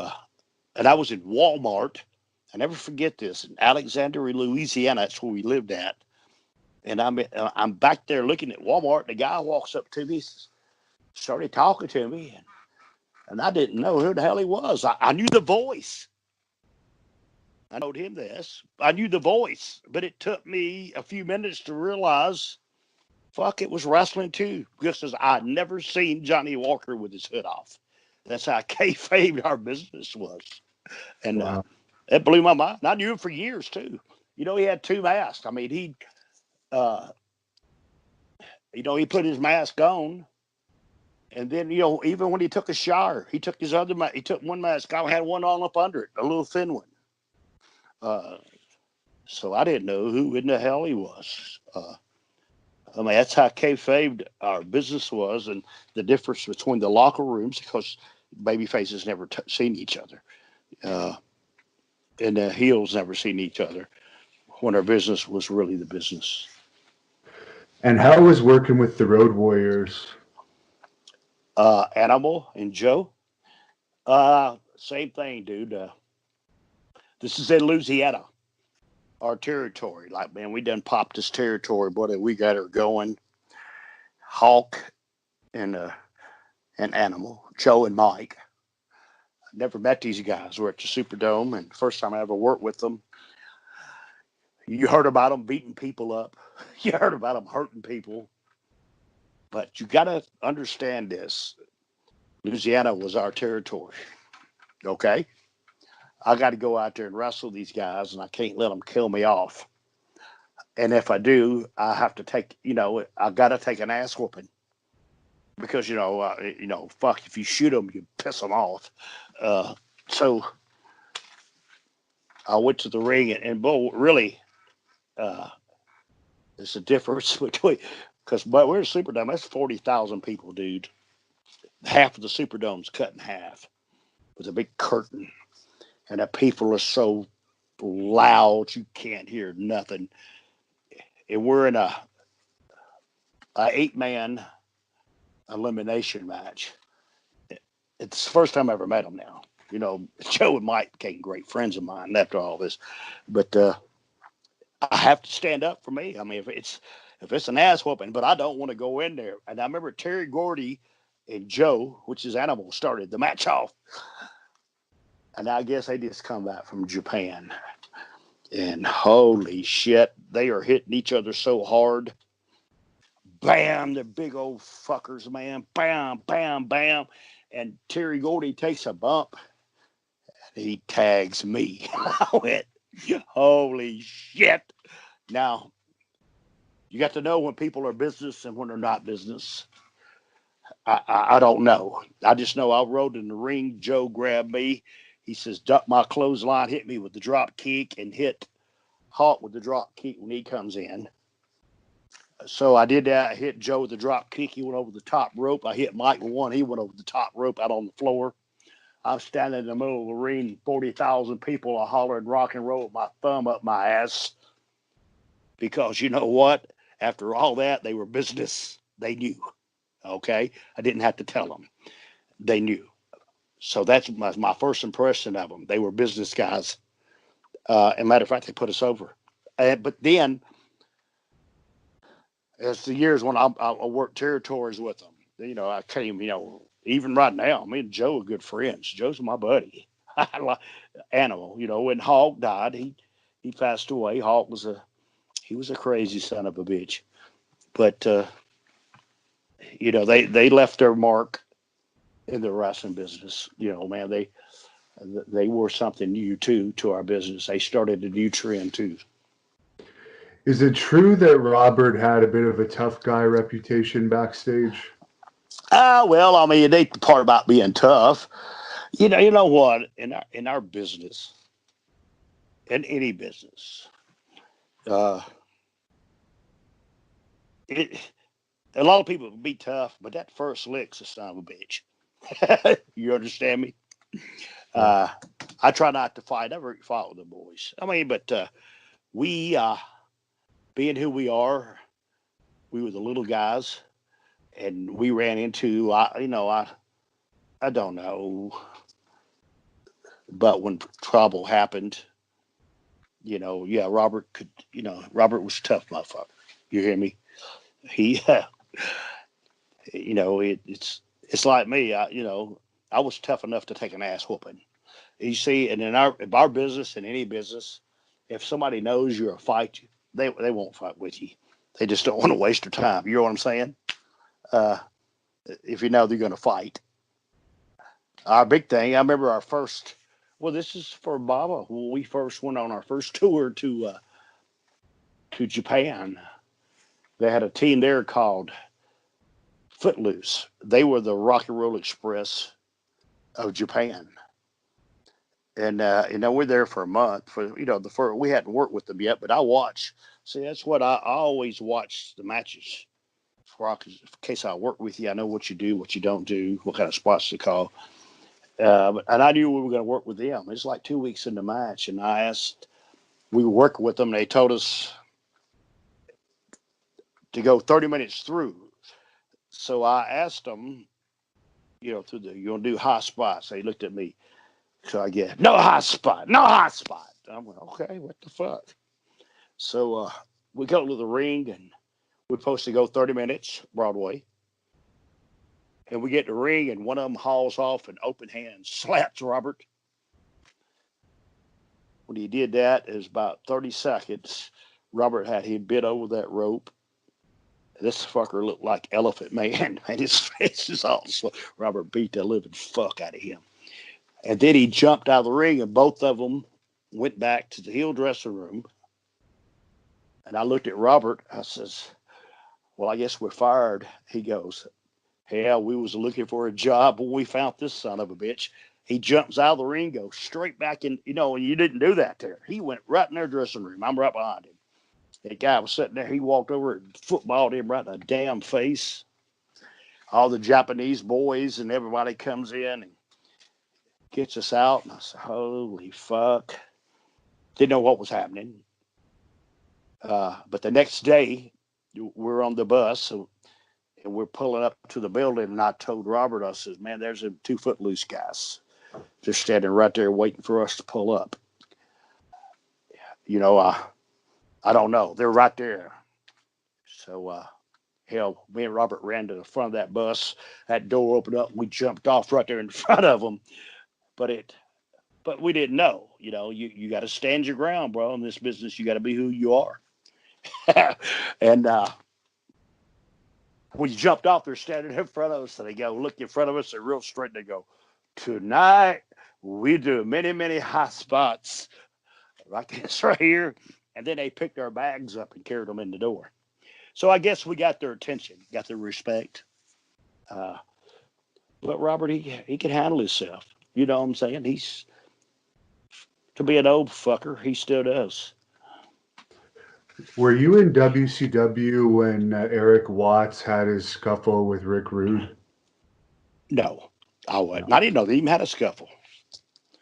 Apparently they did, yeah. A bunch of people have told the story, but I guess it was before or after your time there. I don't know. I didn't. I know Rick Rude. I don't know what Eric's doing fucking with Rick Rude. But I don't know. I don't know the situation. What happened? You know. What's that?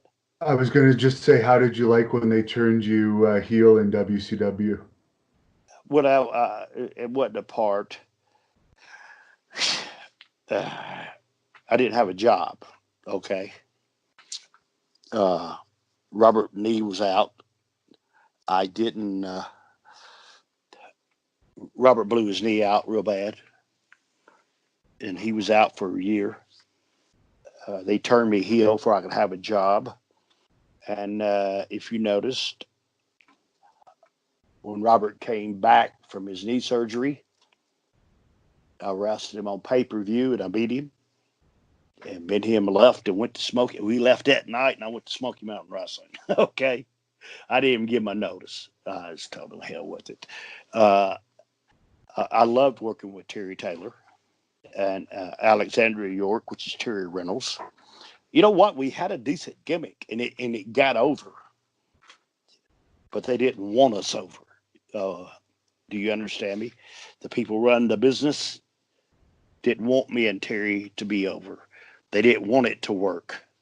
We were they because me and Terry go to the ring, and they were great. You know, I never forget one time me and Terry Taylor. We went to the ring, and that's when Todd Champion. I don't know if you remember him. Yeah. And Curtis Thompson. They were teamed up. And Todd Champion's just coming back. He's been out for a while, but dude, he's all steroid up. He's like this right here, and here's Curtis Thompson. He's real big. He ain't got no neck. This is how bad. To me, a lot of people don't know, and WCW pushing people that they shouldn't be pushing. And Todd Champion just came back. He was, I used to call him Todd Green, want to be a champion. Yeah. But he just came back to work. You know, he's been on a hell of a cycle, all steroid up, and Curtis Thompson. And we start the match. I start the match off, and he slams me. And I told him, I said, Todd, I said, just a little harder, and I'll go plump through the ring. So I said, tag Curtis in. His name's Curtis Thompson, Chip the Farbreaker, or whatever his name was. So he tags him in, and God, man, he hit me so hard. And Terry run in because he seen it. And I seen 3 of Terry. And Terry asked me, says, are you all right? I said, yeah, Terry, I'm all right, but these guys are killing me. So I hauled off and hit Terry Taylor, the one in the middle of the 3 I seen. Hey. And then me and him had a match. And they're standing over there by the rope in their corner. Me and Terry have about a 10-minute match. Roll him up, 1, 2, 3, go back to the dressing room. Hey, and Grizzly Smith is the agent. He's, what are y'all doing? I says, man, what am I doing? I said, why don't you go out there and work with them two guys? They're killing me. I can't. I said, look here, me and Terry Taylor had a very better match wrestling each other than we did with them. So that was Was my that a experience TV then. taping or was that a house show? That was a house show in Phoenix, Arizona. Okay. But it got over like a son of a bitch. But, just working it back and forth. It was good. You obviously got along with Terry. Why do you think a lot of people didn't get along with Terry? Was it just because he was in an office position or? Uh, well, I really don't know. I got to say this for Terry, too. He got a set of balls on him. He didn't take no shit from nobody. He'd stand up for himself. But a lot of guys are like that. But, he'd stand up. Hell, I seen him and the Sheik get to fight one time. I'm talking about cause. Terry wasn't afraid to get his ass whooped. But I really don't know. I guess Terry's outspoken. A lot of us don't. Yeah, I don't know, dude. I used to be. I don't know if it's because I got older and metal out or Yeah. medication doctor put me on. I don't know. What was the thing with Terry and Iron Sheik over? Oh, they get into it about, in a bar. And you know what? And they both of them drinking. And I got to say this, man. It was in the, and Terry, he hit Kaz. But see, Terry was smart. He hit him, boy. He took a bump. Kaz did. And he took off running. Terry did. Next day, we're at the Omni. And the Sheik, you got to know the Sheik. The Sheik is, I love him, man. But he's funnier than shit. He's there at 4 o'clock. He's got his shoot. Kaz had I call him Kaz, but the Iron Sheik. He had a shooting outfit and a working outfit. He had an outfit to go over and an outfit to lose in. It was, what I'm saying? No, he had his shooting shit on. And he was there, buddy. He was there at 4 o'clock, man. He's waiting for Terry Taylor to come in the door. But Dusty got a hold of wind of it and calmed it down. Funny. Don't say USA, goddammit. All right. Is he really like that off camera, or was that kind of an angle for you No, two? that was it. No, that's his. Have you never met Iron Sheik? Just Uh, in recent years when he's not doing too well health-wise now. yeah, man, he was crazy, dude. I remember we were going to Columbus, Georgia, to do a TV taping, and we were riding with Michael Hayes and Jimmy Garvin. Me and Kaz were in the back, and on the highway it goes. But you have to know the Sheik to understand this. It said roadblock up ahead, drug check. Whether Jimmy Garvin and Michael both had a bag of weed. They go, oh my God, it's a road check. They handed it back to Kaz and told him to throw it out the window. Well, he rolled the window down, but he didn't throw it out. He just put it in his pants. But when we got down there, it was when you got off the exit where they had that. We didn't even get off at that exit. And Michael Hayes was going, holy shit, man, we threw our weed out. We didn't have to do this. We didn't have to do it. Then Kaz pulls them both out. And they go, oh, thank you so much. And, oh, thank you, my ass. This belonged to Sheik. No. Sheik take care. Sheik keep. That's But funny. you had to be there to understand this. That's the way Sheik was. He was funnier than shit, man. Uh, he'd come up with some, I don't know if you remember a guy named Doug Furnace. Yes. He was real big in Japan, but he did a little deal with him. And Sheik could grab the microphone. He could get away with anything because he speak broken English. He'd get on the microphone and call him Doug Fuckness. He could get away with that. Hey, but the office didn't even catch on to what he was doing. But I Doug Furnace. I think he passed away, didn't he, Doug Furnace? I'm not sure. I know he was teaming with Phil LaFon for a long time, but I haven't heard of them wrestling forever. No, he passed away. Doug did. Sure did. I know he did. And for the Freebirds, how were they to work with? Uh Terry Gordy, Terry Gordy was a big boy. He was big. Hell, when he was 16 years old, he was heavyweight champion. This is years ago before you had the athletic commissions. He was just a natural. He was great. Michael Hayes is one of the best talkers at that time. That's what really got them over in Buddy Roberts. But Michael, I don't. Have you ever seen the dictionary for professional wrestling? And it has, and you look up stiff. Okay, and when you look it up, it's a picture of Michael Hayes standing beside that son of a bitch. No, I'm just kidding. Michael had no. When you were in the ring with him, he didn't know that you was in the ring with him. You know what I'm saying? He'd turn around, pop, hit you upside the head, knee and nuts. No concept that you was in the ring with him. I remember years ago, especially down south here, Don and Jackie Fargo were really, really over. They were big times in the South. But Don Fargo, Michael Hayes is working with him, and he's going to get Kizoller. So he put on his finger, laid on his finger. Look here, he didn't know. He never did this before. Look here, he went out there, and Don Fargo come back. He was cut all up. He done, he looked like a jigsaw puzzle. He cut him up. But the Freebirds were over, bro, especially in Dallas, Texas. They had a hell of a run with the Von Erichs. And, but Michael will tell you, the Robert and Michael grew up together, as kids. They used to hitchhike to the TV station every Saturday in Pensacola, Florida, to put the ring up. That was their way of breaking into the business and refereeing. Robert's real name is not Robert Gibson. It's Reuben. And Michael still calls him Reuben. He never calls him Robert. It's always Reuben. That's where they grew up together. And you feuded with the gangsters in Smoky Mountain Wrestling. How was working with New Jack? It was, it was an experience. they, you know what? Especially at that time, we're down south.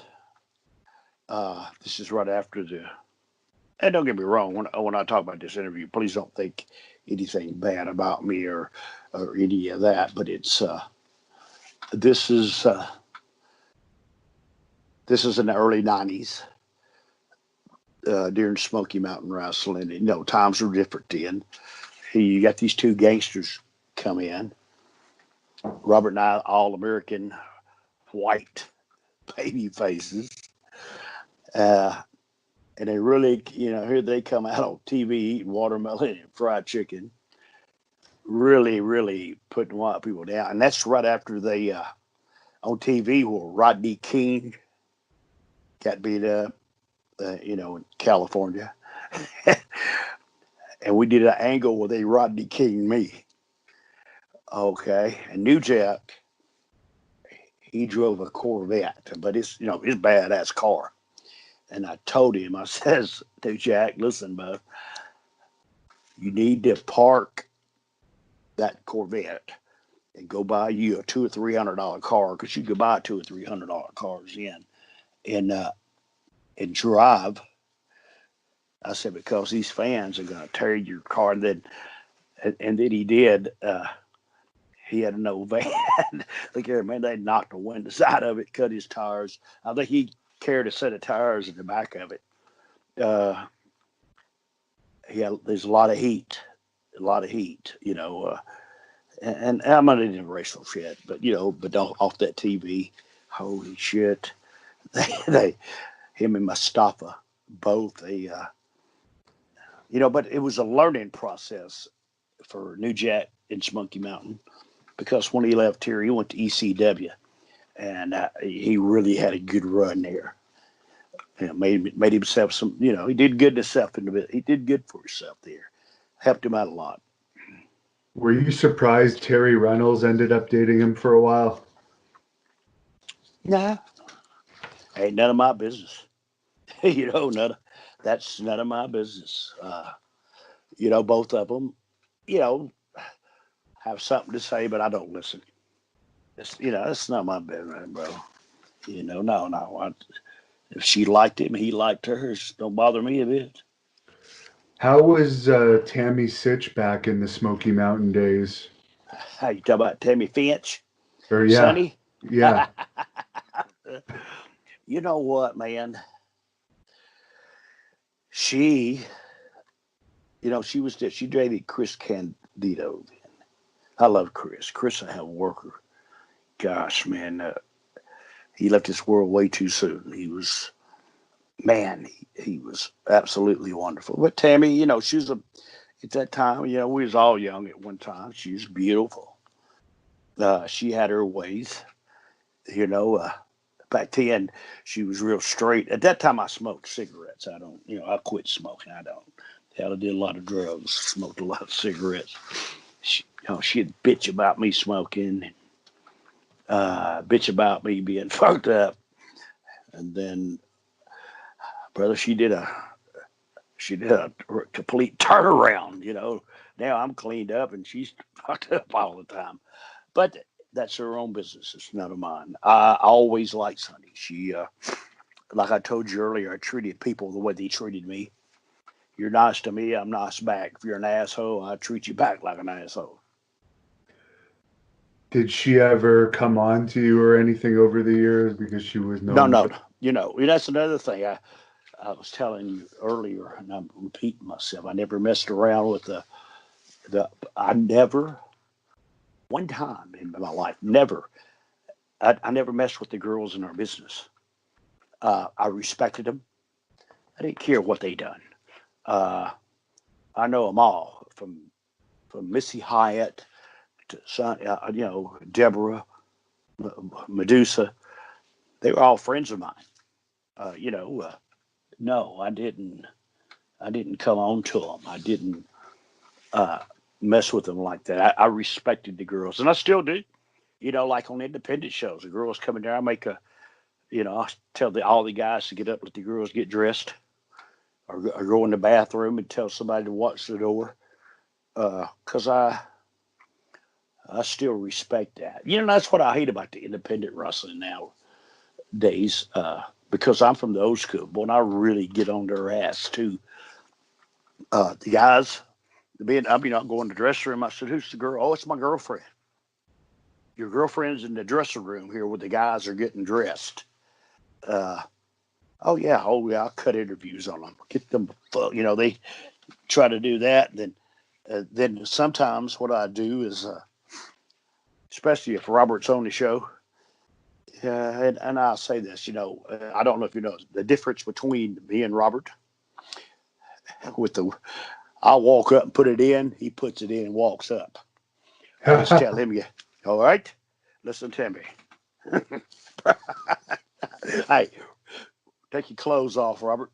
And, people ask me all the time. He says, "How come he walk around the dressing room naked?" I said, "I had a dick like that, I'd wrestle naked. I ain't shitting you. Duck the dick liner, motherfucker." Dick drag. But I'm serious. I just tell the guy because you know I don't know what these young talent even thinking about. This is the dressing room. And here you got your girlfriend in here. What, listening to your match, going over your spots? Listen to this. This is where the guys get dressed at. Get the fuck out of here. Now, a lot of times they don't have two dressing rooms, but that's like I was telling you earlier, the lady wrestlers. I make all the guys go out. I said, "Man, y'all go out for these girls to get dressed. They're over dressing behind a towel or something. I said, go out of here." But that's my feelings about that right there. I never mess with none of the girl wrestlers. I never did. What was your reaction when you first heard about the Midnight Rockers? Oh, I thought it was a compliment. A lot of people, they didn't make me. I known Sean. Sean was in Louisiana with us when he was a kid. When Robert and I were, he worked underneath. And then Marty Jannetty, I know Marty for a long time. And that's Vern's thing. That what Vern Gagne didn't put that together. The Midnight Rockers, they took the Rock and Roll Express and the Midnight Express. It's just a trip downtown, Bob. They're trying to make a little money. They're trying to get over. Sometimes you go to extremes, and sometimes you have to listen to the booker. Didn't bother me a bit. Because I know what me and Robert did, and I know what we're capable of, and what we did do. And Marty Jannetty is a pretty good guy. Have you had much talk with him over the years? Oh, I see Marty all the time. His foot messed up. We all have our demons, and Marty still does. You try to talk to him, but sometimes you're better off talking to a tree than to talk to people. And in situations like that, life passes you by so quick. It seems like yesterday. It was 1985, and that's God darn, that's 35 years ago. You hear me? Just that quick. And you can't live in yesterday, and nobody cares no more. Yeah, nobody cares. Did Shawn Michaels treat you respectfully when you were in the WWE in later years? Oh yeah, he did. Shawn was a cool guy, man. I watched him grow up in the business. I got to say that he's the second to me being a babyface. If you don't believe me, just ask me. I told you that twice. He had a great time. He had a hell of a run. You see, our business is being at the right place at the right time and knowing what to do when they ask you to it without hesitation. That's why I have wrestling scooters to teach people this. Sean, he's in small territory too. He just didn't happen to wake up one day. He went on his own, and dude, you can't blame him for that. I mean, look where he is now. He's still with WWE. And there was a fan question from Zachary Carter that wanted to know, how was the money when you were working for Jim Crockett Promotions when you guys were headlining the card compared to when you were working the undercard for like Dusty and Flair? No, okay. This is all my fault, okay? Because I wasn't educated enough to know. We were breaking records, but I was working on top. And I'm going to tell you this right here. Because I can't blame nobody but myself. Jimmy Crockett absolutely robbed us blind. That's how come they bought new airplanes and they bought this and they bought things like that right there. For instance, my biggest year in the business was $125,000. You okay? That was for only 1 year. And then when I got a divorce, that was gone. You hear me? It's completely gone. You take for this is at 1986, I think they came out with the Rock and Roll Express fan club. And in that fan club, I just posted some other day, you got a life-size poster, a record, you part of the fan club that sold for $19.95. And that's why I have I did a record that's actually horrible. Instead of being, a lot of them go platinum and go, mine went plywood. No, I'm just kidding. But no, it sold over 1 million copies. The Rock and Roll Fan Club sold over 1 million copies for $19.95. You can literally say that's $20 million. Me and Robert didn't get a dime of it. They screwed us. And then when it was too late, we tried to sue them, but they already declared bankruptcy. You understand me? So we got nothing. But this is what I'm trying to tell all young wrestlers out there in their head, get your education.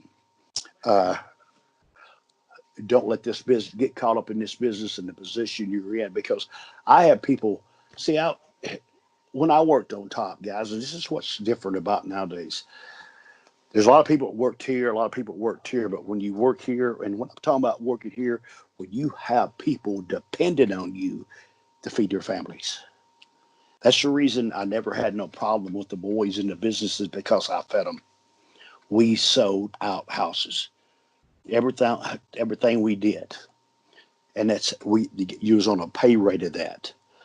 Uh, but like I'm trying to tell you, dude, sometimes things are good, sometimes it's bad. But literally, I mean, it was absolutely robbed. So it's nobody's fault. I'm not mad at nobody. It's my own fucking fault, because I didn't have the education enough to know that they were screwing me royally, and I didn't even get a kiss. There was another fan, Jen Sullivan, wanted to know what your biggest disagreement with Robert was over the years behind the scenes. Do you really know Robert? I don't know him other than watching your matches. Hey, me and Robert hadn't never seen eye to eye. You don't get that, do you? Hey, it's a joke. One of Robert's eyes go like this. Okay. Okay. Me and him's never seen eye to eye. That's a joke. I love Robert. I can get away with that. Anybody else, you can't. Not, you know what? I've been with Robert more than I have been with my wife. You hear me? 30, I mean, we've been together, what, 37, 38 years? Before we even come. But now, I've been on the road with him. I mean, it's like being married to him. It's like being with your wife. Disagreements. I mean, holy shit. That's a lot of the boys on the road. They love to get us going. Me and Robert going in the dressing room. Because me and him a bitch fight with each other. But everything we ever done, we never once tried to hit each other.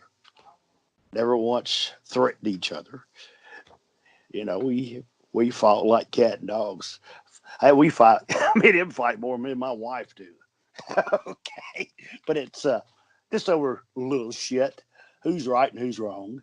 That don't really mean nothing, But Robert's and I told this on the WWE Hall of Fame when we got inducted in there. At the end of it, I told him that, and I meant it from my heart. I love him just like he's my own brother. I've been with him more than my own brothers. So, Yeah. I mean, we have that bond together. And how was working with Paul Heyman over the years? I know he was in WCW with you at the same time. I knew Paul. I didn't, I never did angles with him. I went when he was at WCW. I did a little bit with him in ECW. He just brought me in. He was just a friend of mine. Paul's got a great mind on him too, buddy. And then when we was talking about managers earlier, I forgot to mention him. I knew Paul when he's a little bitty skinny guy, had a head full of hair. But but time goes on. I never had no problems with Paul. You've managed to keep your hair. Any hair tips for anyone out there? Well, no. See, I have the mullet, and when you have the mullet, you can cover up a lot of it. You hear me? Hair tips.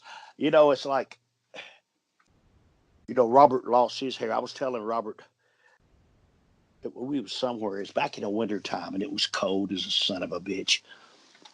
And Robert was talking about his hair. I said, Robert, I mean, you can always shave your head and go as a Russian. He said, a Russian? I said, yeah. I said, you call yourself Balls Frozen Off. No, but no, dude, it's, how hair is. It runs in your family line. It's in your genes. Yeah. I'm lucky. But I'm thin haired right here and in the back. It's just that it's long enough. I'm not at the point where I have to do the comb over yet. But when I do that, but inside my pigments right here are real light. It's where I bleached my hair for years, and it I guess killed the pigments in my hair right here in my skin line. See right here. Yeah. So that's Well, you're doing a lot better than me, and I'm younger than you, so I'm jealous. I got you, buddy. For the NWA angle in WWE, a lot of fans wanted to know if you think they could have worked that better and made it a big success. For For when they brought you with Jim Cornette in WWE, no, not no, no, buddy. You know what? When you when you have two big companies like that, we worked on top. Nowadays, see, this is what really, and I really think what really hurts the business is that you bring people that work on top in one company to work on top of your company. And don't get me wrong, I love people, but you're taking a product that they don't want and you bringing it to yours, and you're seeing the same shit all the time. That's the reason it seems like you see the same shit all the time. I knew that when we worked NWA with two different companies. I knew when I went to the part of going to WWF, I knew what was going to happen. They weren't going to let us get over any of their boys. Well, which they didn't need to. We're a whole different company. But as nowadays is watching TV, and I'm glad for the guys. Don't get me wrong; these are great talents, and some of them are in great positions. But you just can't bring everybody because you see what I'm saying. yeah. What you don't want, you're trying to give it a push here, and I promise you, it's not working. Uh, I mean, you got a lot of new talent out there, and I'm glad for them. And all you new talent, and I told you, always be prepared. Go to wrestling schools that people can really teach you, not somebody that nobody knows, because our business is being at the right place at the right time. And when you're at the right place at the right time and knowing what to do, uh, that's what I look at. I know I'm a ball and I done bounced from here because you asked me this question. But the best way to answer that is not what I'm saying. When you have two big major companies like that, and unless you're somebody really special, and that I'm curious to know, when we do start back up, which I can't wait for the business to start back up. Be out and seeing the fans, is watching how the attendance comes back, watching, see what they're doing. I don't know because I haven't been keeping up what the ratings are doing with no people in the. They're not In, doing well. They're around zero point 0.5 for are they WWE, really? and they're in the Okay. 0.2s Oh, for AEW. you got to be kidding me. We'll see. They need to give them something a little bit better. I was going. Oh yeah. No, what I was going to say is to all the boys in WWE, NXT, and AEW. Do you really know how hard it is to perform in front of no crowd? It's yeah. I don't know about anybody else, but for me, I base myself off the crowd reactions. I told a story in my match off the crowd reaction. That's why I can't wait. I'm on a pay per view this Saturday night, my son and I, and we're wrestling on a pay per view with no crowd uh, up in Charleston, West Virginia. So uh, I'm looking forward to it, but I know how hard it's going to be and how much harder you have to work. A lot of the fans, and okay, here you go. I'll be an asshole. A lot of the marks, they really don't understand how a bump really feels. When you get your adrenaline going, you take that big bump. But when that adrenaline's not going, you take that big bump. It hurts like you son of a bitch. You hear me? It hurts. Yeah. That extra potato from Idaho hurts like a son of a bitch. That's what you get where I'm coming from. If you've Oh been in yeah. the ring, if you hadn't been in the ring, you don't know. And that's my answer to that, buddy. And for the Midnight Express, what was your favorite version of the Midnight Express? Oh, I love both of them. And the reason But you got to understand there was like 5 or 6 different versions. It first started off as Randy Rhodes and Nova Austin. I don't know if you know those guys. And it Yeah. was Randy Rhodes and Dennis Condrey. Then it was Norvell Austin and Dennis Condrey. But Bobby Eaton and Dennis, when they went together. But see, now, I don't know what happened to Dennis, but we're in the middle of an angle, buddy. We're selling out everywhere. And Dennis Condrey pulls a Houdini. I mean, he just disappears. Never asked him why. It was none of my business. Had to be something urgent. But see, when you have a great worker now, Stan Lane was part of the Fabulous Ones in Memphis. You remember that we played second fiddle to. But he was a hell of a worker. They were baby faces there, but Stan was he's that good looking guy. That body, that heel, that made, look here, he made the men jealous as shit of him. He had that body. He had that look. And when your girlfriend's in the bar looking at you, hated him. But you see, it's hard, and I tell you again in a minute, it's hard for somebody to come in and take their place. But Stan was that good of a worker that when they replaced Stan with Dennis, it was just that charisma Stan had that they didn't miss a beat. And I seen that again, and it was Stan Lane, the one that left this time when we were in Smoky Mountain. Him and Tom Pritchard were the heavenly bodies. And Stan left, and Jimmy brought this kid in the dressing room, introduced me to him. He's a little red-headed kid with one tooth missing. And I'm looking at it, and I'm going, holy shit. And it was Jimmy Del Rey. And I'm going, God, man, what's he got? But when I got to the ring and locked up with him, but I knew he was money. He was that good. Jimmy Del Rey was. I mean, he was absolutely phenomenal, buddy. And being a small territory and him coming in and carry that load, God, it was great. Any favorite match of you against either version of the Midnight Express? Well, scaffold matches, they were great. You know what I'm saying? You know what, man? I've been wrestling for 38 years, and I figured out that. I'm serious, over 10,000 matches. It's hard for me unless I'm watching the match to remember a match. I had so many. A lot of times things just got crazy. Uh, I think I told you this earlier. I cut my TV on downstairs, and it shows the old clips that I don't even remember of people that I've wrestled, and it's a lot of things going on. Hold on just for a second. You cut this out, can't you? Yeah. You what? Going to the lake. I thought you were going to the bank. Okay. Bye. All right, I'm back with you. So hey, you got a couple more questions to ask me. I'm gonna have to take my boy. Yeah. Okay. Go ahead. So a couple more questions. You were in WCW in '96.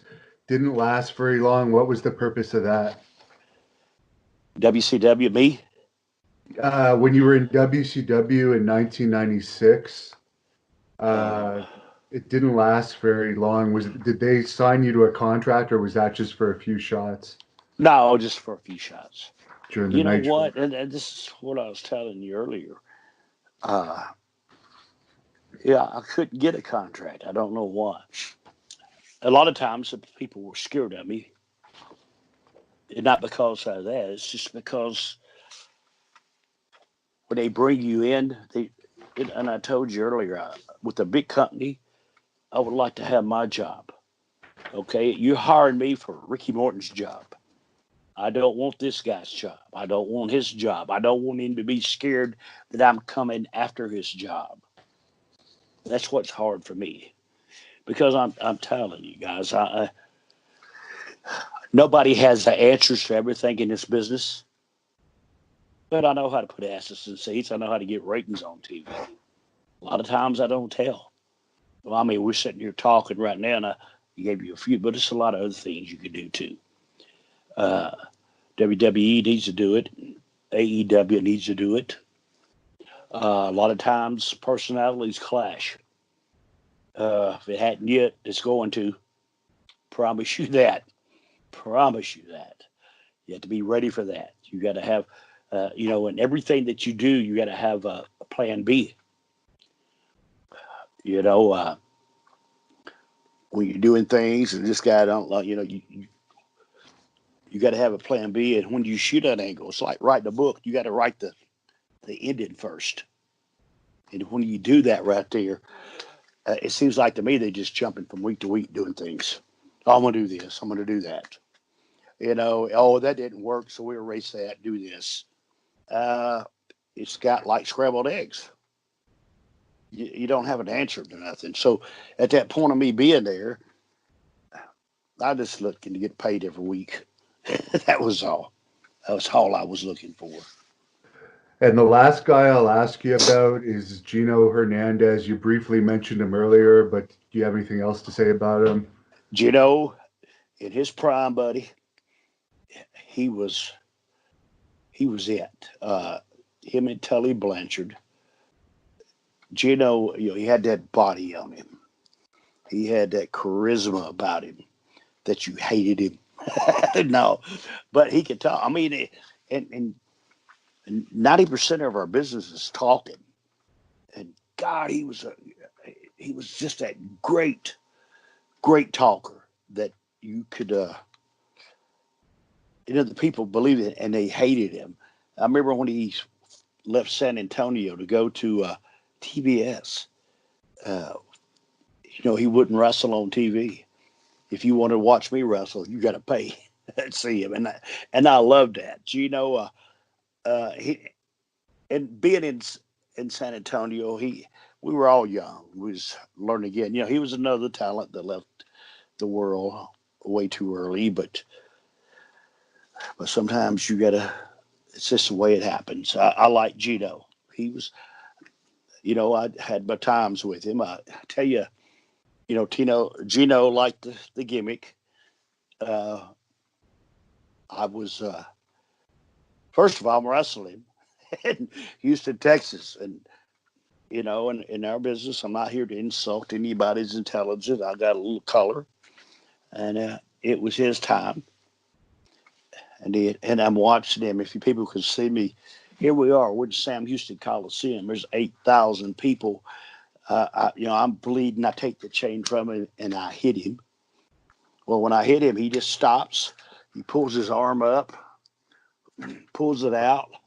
He looks at it like this, and then and I'm losing my mind. I run over and I hit him. I said, go up under the ring and do that. Well, boom, I hit him. He goes out, and he goes up under the ring, but there's no Gino. Well, boom, I went hell. So I jumped out of the ring, and I lifted up the cover like I'm going up under there. Hell, he snorted him a lot of cocaine up under the ring. Oh, I like to shit when I seen that, man. You want one? Well, hell no, man. We're in the fucking middle of a match, you dumbass. But that's a true story. Really Was happened. that in his trunks or had he like stored it under the ring earlier? Oh, I don't know. He had a vial. It was in a vial. He's pulling it out, hitting it. I'm going, what the hell, dude? Wow. You know what? I did a lot of shit, but I didn't. But I didn't do cocaine. Go to the ring. I mean, when I got through wrestling, it was my time, and I guess it's a really bad problem. Not a bad problem, but I just didn't give a shit. You hear what I'm saying? It wasn't the part Now, that I did so much of. It's just if I had it, I'd done it in front of somebody, and they tell on you. Everybody tells on you. in the 80s, what percentage of wrestlers would you say did that stuff? There's no drugs. Yeah, seems like a very high percentage did. Not. Oh, yes. The ones that you thought that was doing it wasn't doing it, you know. And I say this, he's your world champion, Ric Flair. That goes, Rick was drug free. You know that, don't you? Now, he drank like a fucking fish, but he did no drugs. A lot of the guys did drugs. Okay. Everyone I knew did, besides Flair. you know, uh, I, it was hard. I told you earlier, man. One night you were in Miami, next night you're in Portland, Oregon. The time zone, the dad, and you had to have some help to get through what we did and everything. You know what? But I'm not trying to cut your interview short here. I gotta. Yeah, do you want to just let people know about your wrestling school to Oh close yeah, I this up? want to let people know everything about me. I'm on Facebook under Ricky Morton, Facebook School of Morton, Instagram Real Ricky Morton, uh, uh, Twitter Real Ricky Morton, Instagram Ricky Morton. The hell, I don't know. I got so many I don't know. Just look. Hey, I tell you what you do. Just punch in Ricky Morton, and you get it.